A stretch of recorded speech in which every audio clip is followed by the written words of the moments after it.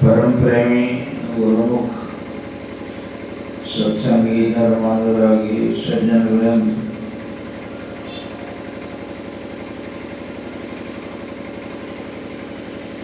माताओं तथा बहनों,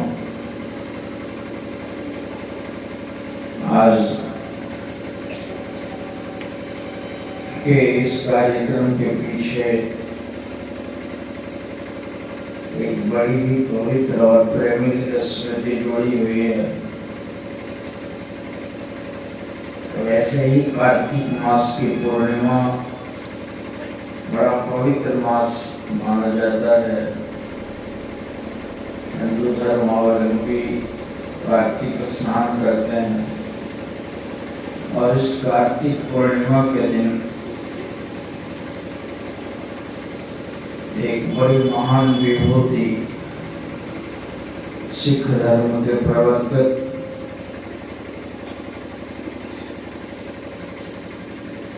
जिनको गुरु नानक देव के रूप में दुनिया जानती है, जिनके लिए कहा जनक विदेही नानका सुखदेव भय कबीर। नानक को जनक विदेही जनक को कहा जाता है। उस जनक का अवतार माना जाता है। इस कलिकाल में जनक ने ही अवतार लिया था नानक देव के रूप में। तो इतने बड़े महान विभूति का आज पावन जन्मदिन है।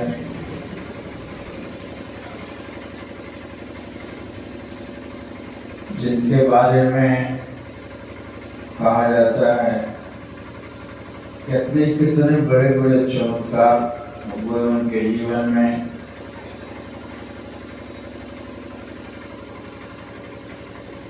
ये आज ही के दिन प्रकट हुए थे। वैसे तो महापुरुष जब भी आ जाते हैं, जहाँ भी चले जाते हैं, उस स्थान और तिथि को महत्व देते हैं। इसलिए कहते तीर्थी कुर्वन्ति तीर्थानि, तीर्थ को भी तीर्थत्व प्रदान करते हैं महापुरुष। जहाँ कहीं उनके चरण जाते हैं वो तीर्थ बन जाता है। इसीलिए महापुरुषों का एक विशेषण है, तीर्थ चरण कहा जाता है। उनके चरण तीर्थ जहाँ कहीं जाते हैं वे तीर्थ बन जाते हैं। तीर्थ का शाब्दिक अर्थ तरना होता है या तारना होता है। तो महापुरुष जहाँ कहीं जाते हैं वो तीर्थ बन जाता है। सिखों के गुरुओं के इतिहास में आता है, वे गुरु लोग यात्रा के क्रम में जहाँ ठहर गए वहाँ गुरुद्वारा बना हुआ है। जहाँ उनका एक केस रखा हुआ है वहाँ गुरुद्वारा बना हुआ है। जहाँ कृपाण रखा हुआ है वहाँ गुरुद्वारा बना हुआ है।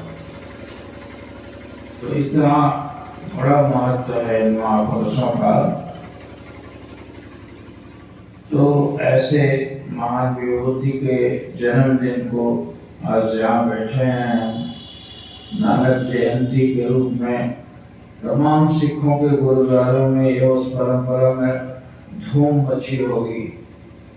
लोग उनका जन्मदिन मनाते हैं सिख भाई। वैसे तो अरज्ञा वे हिंदू संत ही थे जिन्होंने सिख पंथ की स्थापना की और आज एक पंथ चल पड़ा है उनका। तो वे सिखों के प्रवर्तक गुरु का जन्मदिन है। हम जो यहाँ बैठे हैं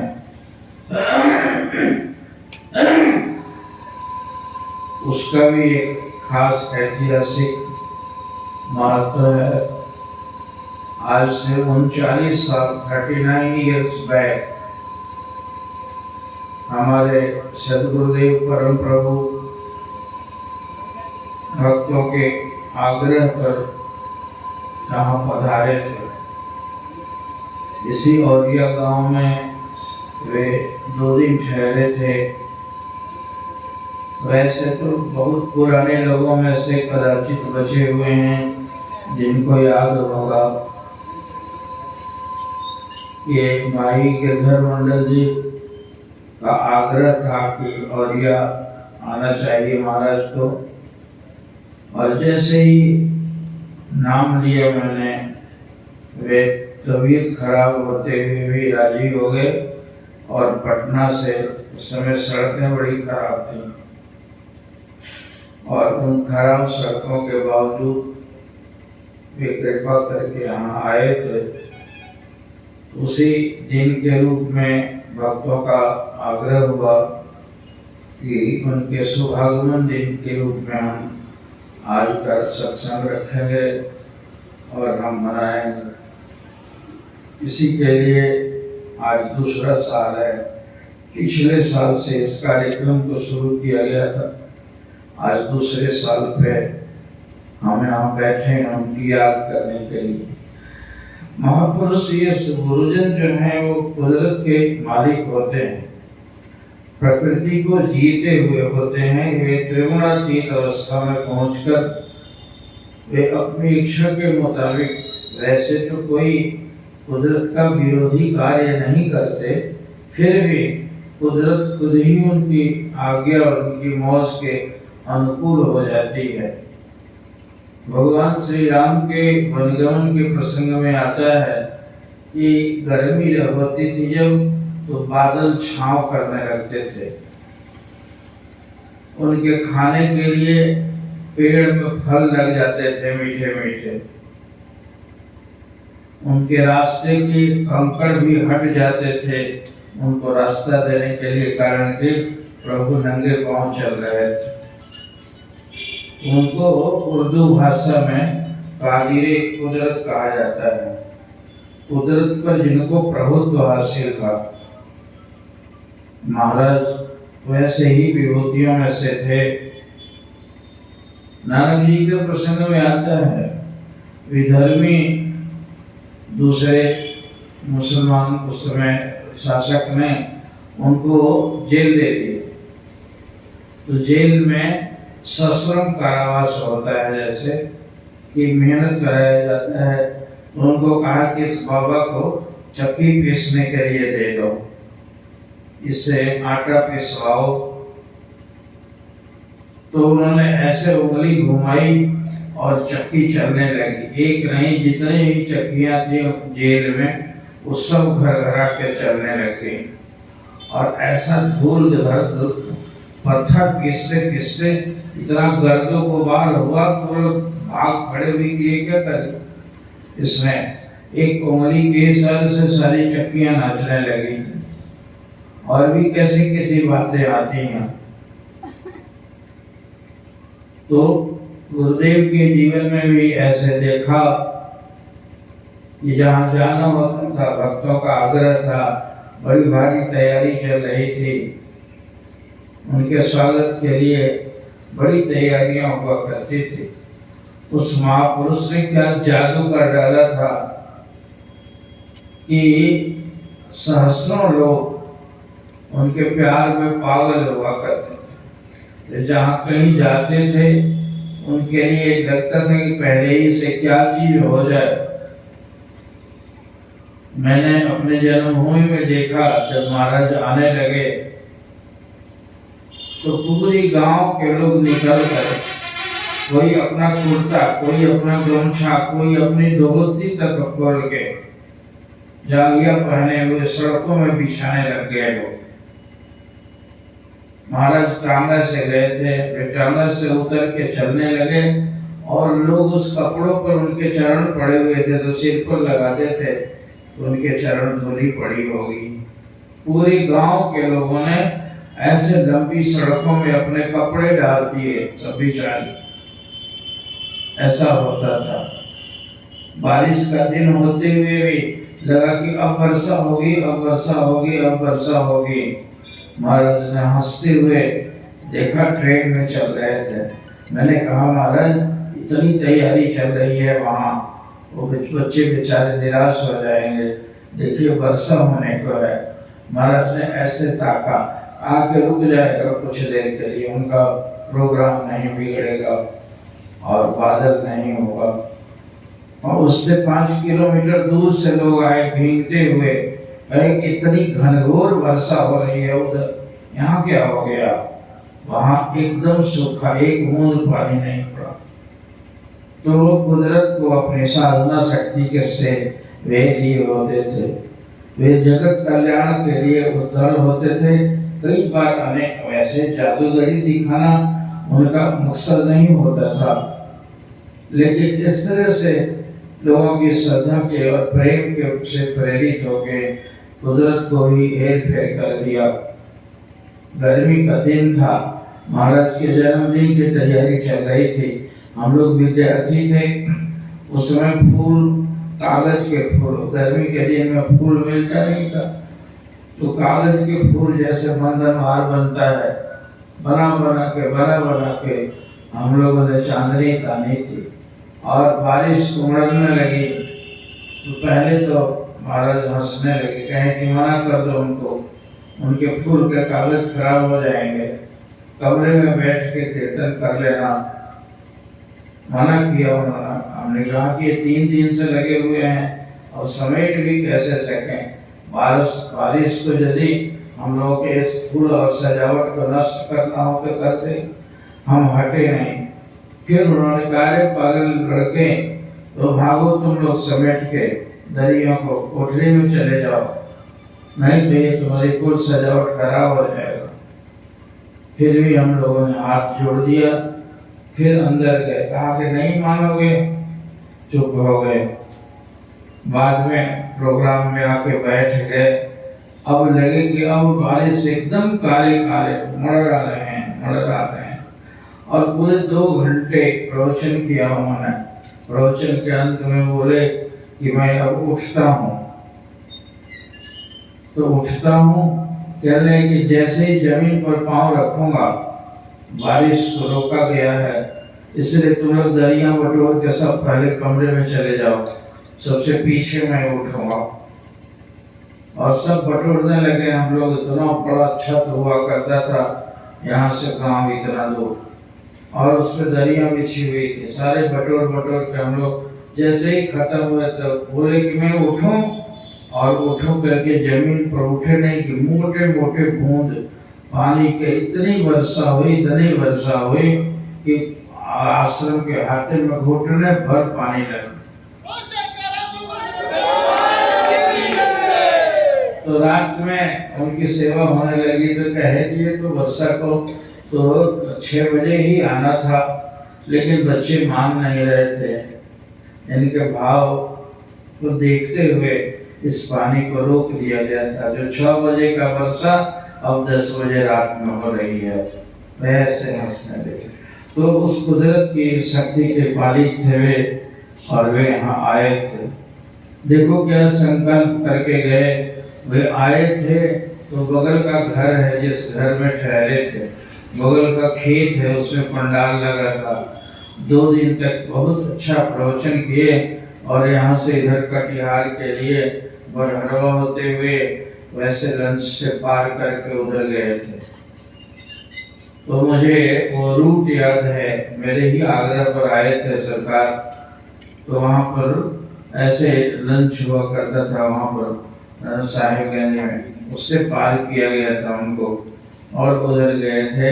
तो इस 2 दिन के कार्यक्रम को ऐसा संकल्प कर गए कि देखो आज यहाँ आश्रम बन गया।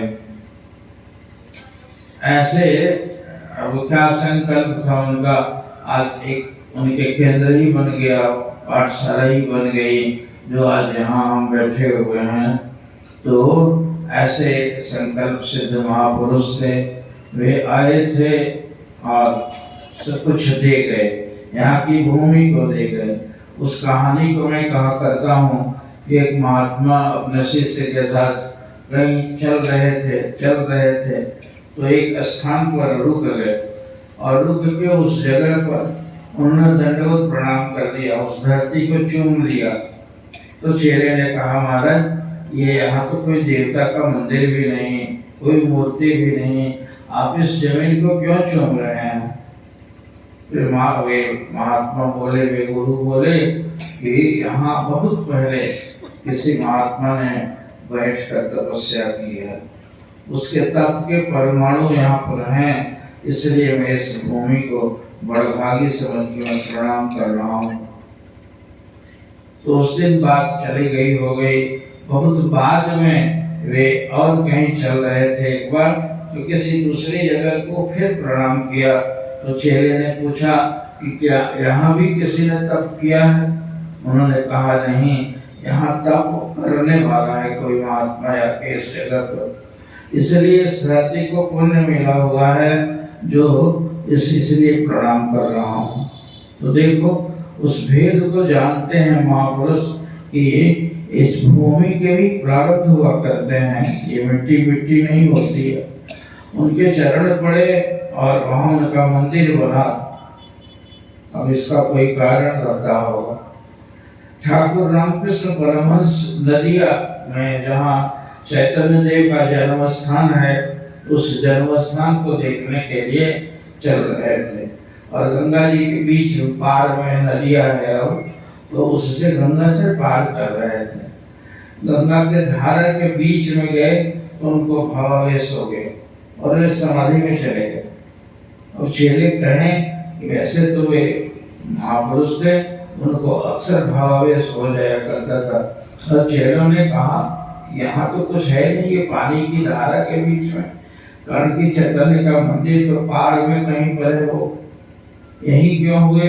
फिर उनको किसी तरह से जो तरीका रहता होगा, माँ को कान में बोलते थे, माँ के बाद कुछ चीज बोल के उनको समाधि भूमि से नीचे ले आया जाता था। तो ये सामान्य जब हुए, जब वहां गए चैतन्य देव के मंदिर को देखा फिरे, तो वहां उनको कोई भावावेश नहीं होगा। तो उनके जो सेवक थे उन्होंने पूछा हृदयनाथ ने कि मामा जी, उनके भांजे थे, तो उन्होंने कहा कि वहां तो धारा के बीच में आपको भावावेश हो गया, जहाँ जा रहे थे चैतन्य देव का जहाँ जन्म स्थान था, वहां तो आपको कुछ हुआ नहीं। तो हंसने लगे, कहने कि जिस धारा के बीच में जहाँ पर मुझे भावावेश हुआ, लगता है कि असली जन्म स्थान चैतन्य देव का वहीं रहा होगा। पानी के कटाव के साथ में उसको प्रतीक रूप में बाद के लोगों ने वहां बना दिया है, लेकिन असली जन्म स्थान वही होगा जहां मुझे आवेश आया था। ये गलत नहीं हो सकता, इसलिए अवश्य वही स्थान था। तो ये महापुरुषों के चित्त में हो जाता है। गुरुदेव सुनाया करते थे, भगवान राम जब जंगल को जा रहे थे तो माता सीता जी थी और लक्ष्मण जी साथ थे। तो रात में सुने ही होंगे, माता सीता और राम विश्राम करते होते थे, तो लक्ष्मण जी जग के 14 वर्ष नारी और नींद के परित्याग का संकल्प लिए हुए थे। वे पूरे प्रहरी की तरह से पहरा देते थे। तो लक्ष्मण जो राम के छाये जैसे थे, वे अनन्य परिकर थे। वे उनके मन में विद्रोह का भाव जगने लगा कि हम क्यों इनके पीछे पीछे चल रहे हैं। माँ की आज्ञा तो हुई है इनके वनगमन के लिए, मुझे तो हुई नहीं है। बेकार के अपना सुख चैन छोड़ के रात भर जगते फिर रहे हैं। कल हम सवेरे छुट्टी लेके हम अयोध्या लौट जाते हैं। अब उनके प्रति विद्रोह का भाव आने लगा उनके अंदर में। तो सवेरा होने के बाद रात में पाप भी करता है आदमी, पुण्य भी करता है। जोग और भोग दोनों रात में होता है। इस रात को श्राप ही ऐसा है। जोगी लोग भी रात में जगते होते हैं और भोगी भी जगता है। जब रात्रि काल खत्म हो गया तो वे चलने लगे तो उनको पछतावा होने लगा कि हाय, कहते हैं माता ने आज्ञा दी थी कि अवध वही है जहाँ राम है, और राम के प्रति विद्रोह का भाव मेरे मन में आया कैसे? आप सब सोचते होंगे साधक जो हैं, जो अपने मन की गति को पहचानते हैं। साधना और होती क्या है? आप मन किधर जाता है उसके पीछे कर करके उसको देखते हो तुम, और उसको धूल जगह पर जहाँ ले आना है उसको ले आते हो।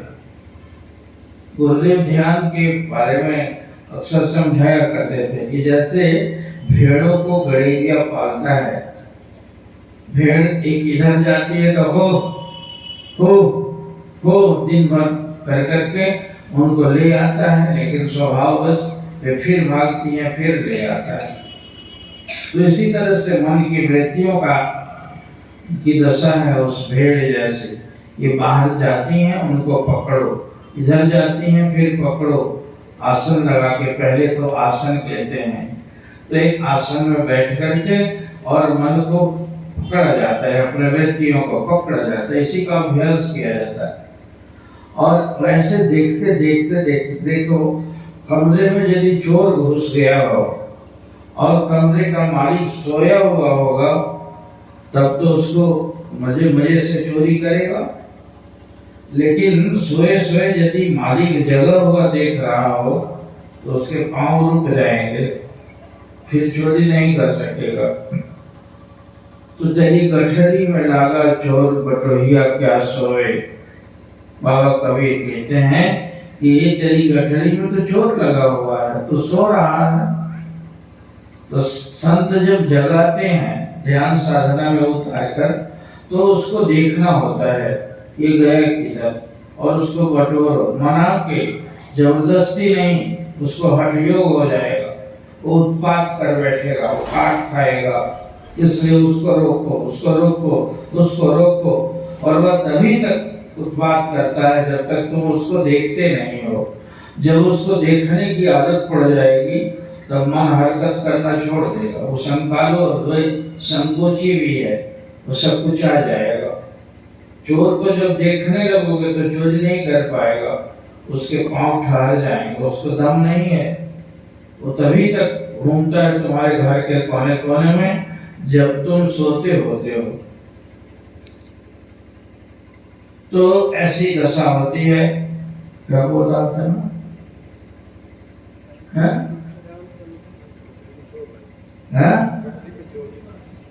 नहीं क्या चैतन्य महाप्रभु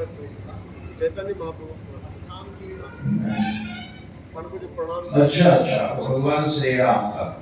तो उनको सवेरे होने के बाद पछतावा होने लगा कि भला राम के प्रति मेरे अंदर में विद्रोह आया क्यों। तो तुम साधकों के अंदर में भी कभी ऐसे बुरे भाव उठेंगे कि तुमको घृणा पड़ेगा अपने प्रति, ये ऐसा क्यों आ गया, आएगा। कारण कि कर्म तो तुम्हारे भले बुरे जन्म जन्मांतर से है, चित्त में संग्रहित पड़े हुए। कब कौन चैप्टर उभर जाएगा इसको नहीं कहा जा सकता। महाराज कहते थे कि एक बड़े कातिल हत्यारे का यदि एक पल में वो साधु बन सकता है और एक साधु कातिल बन सकता है। इसलिए इस मन की गति बड़ी गजब की है। ये तो भगवान ही कृपा करें तो ये संभल जाए। तो उनके अंदर में संकोच होने लगा कि प्रभु के प्रति मेरे अंदर में विद्रोह का भाव क्यों आया। तो चेहरे से तो लग जाते हैं और वे अंतर्यामी प्रभु साथ थे। भगवान बोले कि लक्ष्मण किसी दुविधा में हो, तुम्हारे चेहरे को देख कर ऐसा लगता है कि किसी बात के सोचने में लगे हुए हो। ये बाबू फोटोग्राफर लोग, मेरी बात सुनो। मैं एक्टर नहीं हूँ, मैं तुम इधर उधर हरकत करो तो मेरी बोली बंद हो जाएगी। तो ऐसे अक्सर मिठाई बेचने वाले खुद नहीं मिठाई खा पाते हैं, इसलिए ये इन लोगों को मना करता हूँ। ये जो रिकॉर्ड करते हैं ना, ये खुद सुनने से वंचित हो जाते हैं। तो उनके मन में ऐसा लगा, भगवान ने कहा कि तुम्हारे अंदर में दुविधा लगती है तुम्हारे चेहरे से, लक्ष्मण क्या बात है? कहने लगे कि भगवान क्षमा कीजिए। कहते भली बुरी खोटी खरी गुरु आगे सब खोल। एक जगह ऐसा है जहाँ भला बुरा दोनों, खोटा खरा सब खोल दोगे तो निष्पाप हो जाओ। गुरुदेव से किसी ने पूछा कि महाराज अब ये मत करो, ये करो, आपको जो मैंने अर्पण कर दिया सब कुछ अपना, तो फिर मुझे भजन करने के लिए क्यों कहते हैं? तो आप सब मेरे बदले में कर दीजिए। गुरु धोबी से कपड़ा, कपड़ा को यदि धोबी बन के आप साफ करने वाले हैं तो आप साफ कर दीजिए। तो महाराज बोले, हाँ बेटा मैं साफ तो कर दूंगा तेरे मन, तेरे अंदर में खूब मन के खुल के गंदी बातें और जितनी बुराई है सब ले आओ, लेकिन मुझे बता देना, बता के करोगे तो मैं उसे संभाल लूंगा तुम्हें। तो कहा कि यही तो बात है, इतने गंदी गंदी बातें उठती हैं, शर्म लगी कहने में, तो छिप के करोगे तो उसको भोगना पड़ेगा, भोगने को तैयार रहो।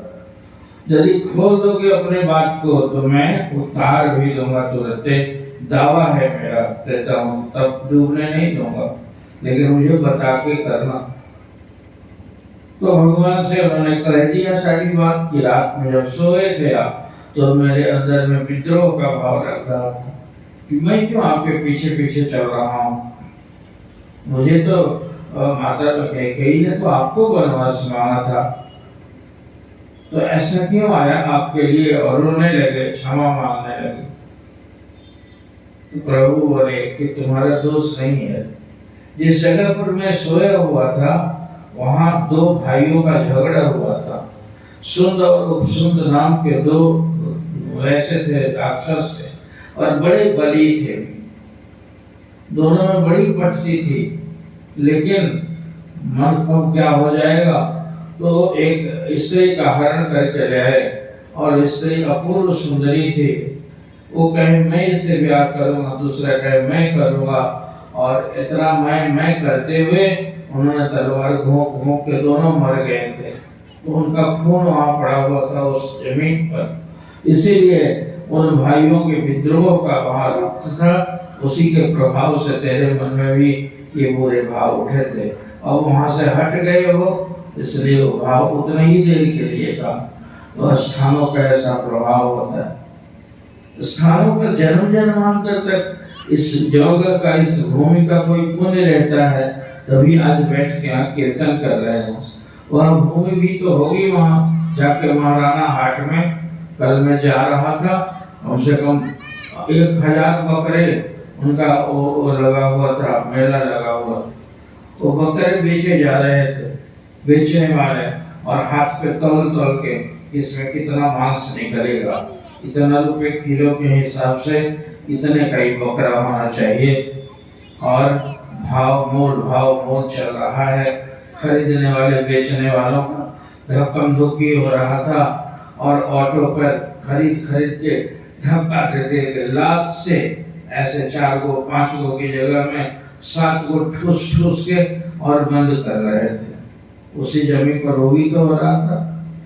उस जमीन का कैसा भाव है जहाँ काटे जा रहे हैं बकरे, मुंह बीड़ी पीता है काटने वाला और गला रेत रेत करता। मुझे तो हैरानी लगती है कि अब यहाँ इस तुम्हारे इलाके में दशहरे में बलि पड़ती है, पता नहीं इसने किसने ऐसा चाल चलन रिवाज रख रखा था।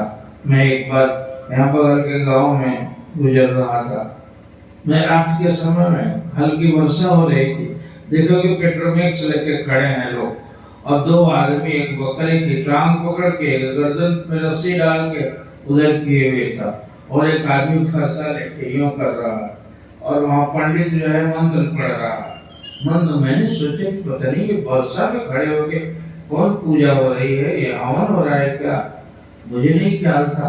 लेकिन देखा बकरे को जरा सा मैंने गाड़ी धीमी की, अपनी धीमी कराई, कर रहा है, और लोग बोले कि वो सधा हुआ है हाथ उसका, एक बार में गर्दन अलग कर देगा। उन्होंने कहे परमात्मा, हे माता तेरे पास कृपाण हो, उसी कृपाण से ये नालायकों का गर्दन भी काट दो तो अच्छा लगेगा। ये तो ऐसे उस जगह का भी भाग्य है जहाँ पर बलियां होती हैं, जहाँ पर बकरे बिकते हैं, और एक उस जगह का भी भाग्य रहा है जहाँ कीर्तन होता है, जहाँ हवन होता है, जहाँ महापुरुषों के चरण पड़े होते हैं, उनके उपदेश होते हैं। तो इस जगह का ऐसा भाग्य था, इस प्रभु ने ऐसे इस पे चरण डाला और उसको इस रूप में आप देख रहे हैं। हम अनेक रूपों में उनके लीलाओं को याद करते हैं। उन्होंने क्या किया, हम तो अपने घर में 2-3 बच्चों के बाप होते हैं और बाप बेटा नालायक हो जाते हैं, हम नहीं संभाल पाते हैं। और वे महापुरुष कैसे थे कि जो हजारों नहीं लाखों के जीवन में क्रांति ला के रख दिया, बदल के रख दिया अपने जीवन काल में। मैं सर्वप्रथम इस इलाके में आया था सन 80 में, तो मैं उस इलाके का मेरा जन्म हुआ था जहाँ संध्या के समय में दरवाजे बंद हो जाते थे, सड़क पर कोई आदमी नहीं दिखाई पड़ता था, डकैतों का इलाका था, डाकू बहुत थे उधर आर जिले में। और यहाँ आया रात में 10 बजे भी लोग घूम फिर रहे हैं, जा रहे हैं। तो मैंने प्रणाम किया इस धरती को, और इस इलाके में मैं आज नहीं 45-50 वर्ष से आ रहा हूँ। तो सुना, मुझे पता था यहाँ भागलपुर में महाराज थे, उनका दर्शन भी अनेक बार किया था। उनकी ये लीला भूमि रही, गांव-गांव घूम के उन्होंने उपदेश किया लोगों को, लोगों के जीवन में परिवर्तन ला दिया। हमारे माधवन जी ने उसमें परम दर्शन की किताब में लिखा है कि महाराणा से एक बार एक रिक्शापुर में जाने लगा विद्यापीठ। तो गर्मी का दिन था, रिक्शावान जो खींच रहा था, सड़क खराब थी, बेचारे को पसीना पसीना हो रहा। माधवन जी के मैं उतर गया और उसको जितने रुपए में तय किया था उससे 1 रुपया ज्यादा देने लगा। कहा कि बाबा आपने तो इतना ही देने को कहा था, इतना क्यों दे रहे हैं? तो कहा कि माधवन जी बोले कि तुम्हें बड़ी कठिनाई हो रही थी, इसलिए मैंने दिया कि इसका चाय पी लेना। कहा चाय पी रहा हूँ मैं? क्यों? चाय खराब चीज है क्या? कहा मैं सत्संगी हूँ। कहा सत्संगी चाय नहीं पीता है? चाय तो कोई नशा नहीं है। कहाँ का सत्संगी है? कहा मैं ही बाबा को चेहरा हूँ, मैं कादर हूँ। ये भी बोला मैं कादर हूँ और मैं ही बाबा का सत्संगी हूँ और मैं चाय नहीं पीता हूँ, आप अपना पैसा रख लीजिए। माधव जी कहेंगे चलो मिठाई खा लेना, रख लो तुम। तो माधव जी की किताब में लिखा है कि इन संतों से सुधार क्यों नहीं करवाती है सरकार? ये सुधरे हुए जो होते हैं वही सुधार कर सकते हैं। जो बिगड़े हुए नेता बैठे हुए हैं वो बिगाड़ते हैं। वे तुम्हें वो कहाँ से तुमको सुधारेंगे? वे जो खुद सुधरे नहीं, उनके बच्चे नालायक होंगे। पता करो उनका बच्चा जरूर शराब पीता होगा। तो ये महापुरुषों की धरती थी। माधव जी बोले कि एक बार 4 बजे मैं अपने बागीचा में टहल रहा था, सुनसान वो विद्यापीठ अभी देखो, और बगीचा घना था उनका, उसमें टहलते थे, वो भी संत ही थे, टहल रहे थे। तो मैं देखा कि कोई आदमी दुबला सा और खड़ाऊ पहना हुआ सड़क से जा रहा, एक पतला सा डंडा लिए हुए। मैंने कहा इतनी रात में कौन जा रहा है? सवेरे सवेरे अभी मुंह दिखाई पड़ने लगा था, तो मैंने नजदीक जाकर देखा तो उन्होंने नाम लिया।